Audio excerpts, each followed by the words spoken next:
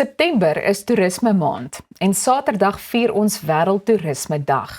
Ek gesels nou met professor Alisha Fourie van die Gordon Institute of Business Science, 'n erkende spesialis in toerisme besigheid. Baie welkom. Dankie dat ek by julle kan kuier, Alfa. Nou goed, soos ek genoem het, dit is toerisme maand, maar kan jy dalk begin deur vir ons te verduidelik waarom dit so belangrik is vir ons ekonomie? Absoluut. So, as mens dink aan toerisme, is dit 'n ongelooflike groot deel van ons ekonomie. As ons net kyk in terme van die bydrae wat dit het tot BBP, het verlede jaar dit 8,5% bygedra tot BBP. As ons kyk na werkskepping, is dit 1 uit elke 12 mense is betrokke by die informele industrie.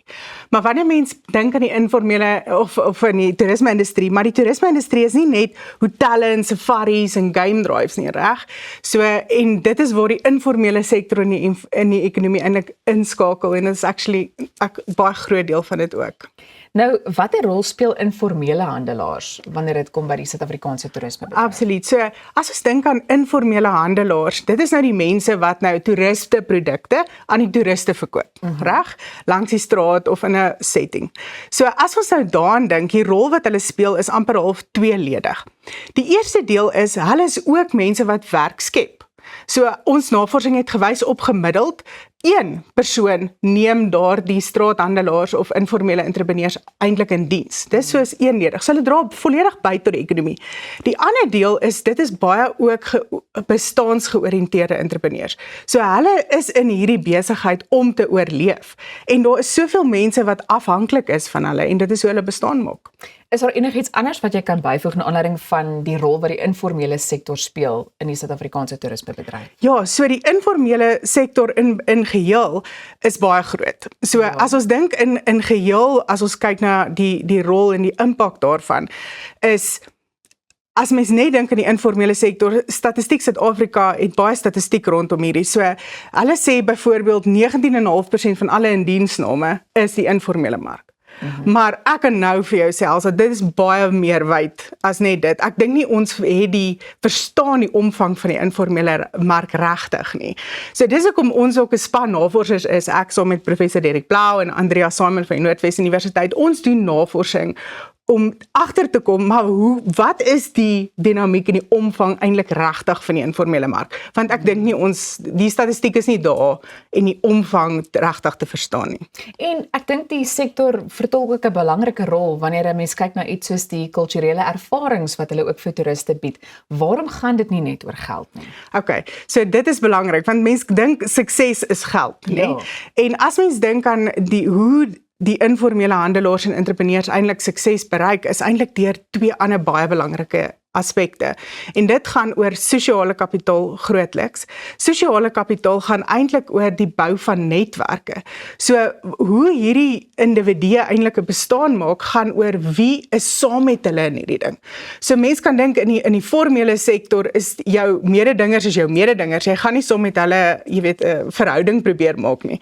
Waar in die informele mark is dit absoluut die teenoorgestelde. Hulle is afhanklik van mekaar om 'n sukses te bereik. So dit is daai sosiale kapitaal. En ons sien dit baie meer in die migrante eintlik wat deel vorm van die informele mark, dat hulle het nodig om saam te staan by mekaar, want hulle het nie daai, ek wil amper sê, terugval na toelaag wat Suid-Afrikaners byvoorbeeld het nie. En dan die ander deel is daai psigologiese kapitaal. Ja. So psigologiese kapitaal speel daai rol van optimisme. Jy moet optimisties wees, anders gaan jy dit nie maak nie. Ja, hulle het geloof is vir hulle 'n ongelooflike belangrike deel. Dit het konstant uitgekom in die navorsing. Hulle, as ons die onderhoude voer, dan sê hulle altyd, it's by the grace of God that we still survive. Jy weet, so dis regtig daai sin, en hulle veerkragtigheid. Die Engels sê dit eintlik mooi, resilience, jy weet.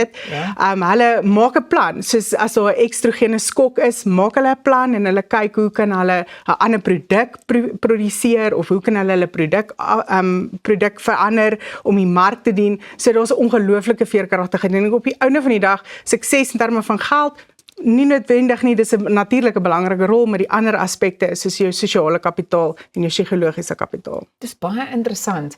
Hoe kan 'n mens seker maak dat 'n mens so 'n belangrike been versterk ook in die proses. Ja, ek dink dit is half wat op almal se lippe is hoe kan ons hierdie entrepreneurs help en sukses daartoe lei, nê? En ek dink vir my is daar twee tipe goed. Die eerste ding is die rol van instellings. En ek praat nou hier van owerheidsinstellings om hierdie mense te kan help. Ons het 'n opname gedoen in Durban en dit was 'n interessante storie of gewees wat ons gesien het. Dit is heeltemal anders as in die Kaap en in Johannesburg byvoorbeeld. In Durban kom die toeriste nie meer nie. En ons het eintlik gevind dat die probleem was eintlik al voor COVID, waar in Johannesburg en in Kaapstad was dit as gevolg van die feit dat hulle eintlik swaar kry. Onthou ons bly terugverwys na COVID toe, want ons is nog steeds nie op ons toeriste vlakke wat ons was voor COVID nie. Ons is nog steeds nie daar nie.